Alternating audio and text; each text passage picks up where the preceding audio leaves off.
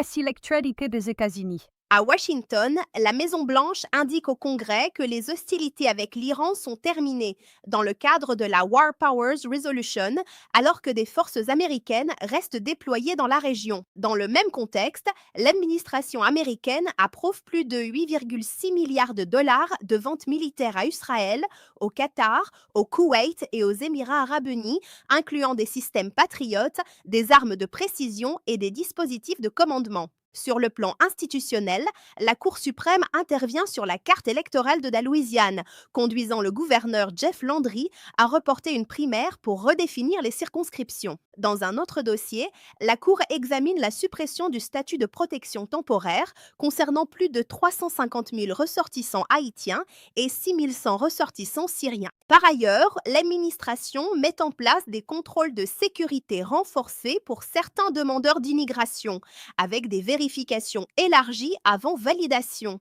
L'exécutif ajuste également sa politique de déportation massive après plusieurs revers judiciaires, selon Associated Press. Associated Press rapporte que l'administration a été jugée en violation de décisions judiciaires dans plusieurs dossiers, avec des critiques formulées par des juristes et anciens magistrats. À Washington, la Cour suprême américaine examine la tentative de Donald Trump de limiter la citoyenneté de naissance aux États-Unis.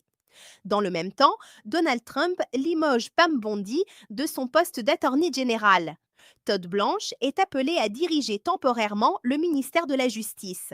Aux États-Unis, le juge Neil Gorsuch déclare que la Cour suprême a besoin d'un espace permettant des conversations internes franches dans un contexte de fuite concernant l'institution. Le président Donald Trump annonce que les États-Unis vont escorter ou guider des navires étrangers hors du détroit d'Ormuz. L'opération doit débuter dès lundi. Elle est présentée comme une initiative humanitaire destinée à aider des pays non impliqués dans le conflit.